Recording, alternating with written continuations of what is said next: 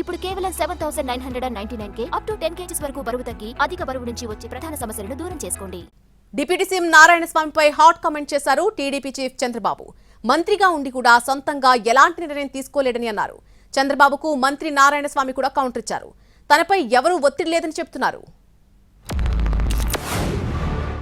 ఆ పాపాల పెద్దిరెడ్డికి హెచ్చరిస్తున్నా, నువ్వు చేసే అరాచకాలు చూస్తా ఉంటే మొత్తం ఇసుక, మద్యం, పోతే ఇంకా మైన్స్, గ్రనైట్ ఒకటి కాదు వర్కులు అన్ని దోచుకునే పరిస్థితికి వచ్చాడు.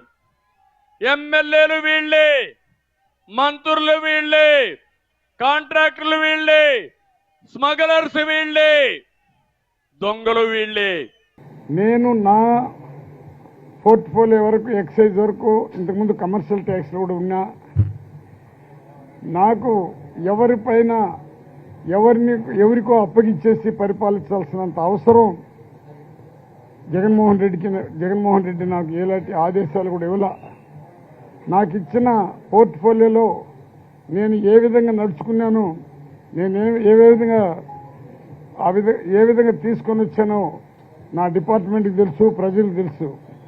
నన్ను అవినీతి పరుడు కానీ కూడా మాట్లాడాడు, లేదా అవినీతి పరుడు అని చెప్పే ఆలోచన ఆ అధికారం కూడా అతనికి రాలా. ఎందుకంటే ఇప్పటి వరకు నేను ఎవరికి తల ఉంచకుండా, అసలు బానిసత్వం అంటేనే నాకు తెలియదు చిన్నప్పటి నుంచి కూడా. ఇది వాస్తవంగా నా ఆత్మాభిమానంగా చెప్తుండా. నేను ఎప్పుడు బానిసగా ఒకరి కింద పనిచేసిన కూడా మాట మాటకి బానిసుడు అంటున్నాడు.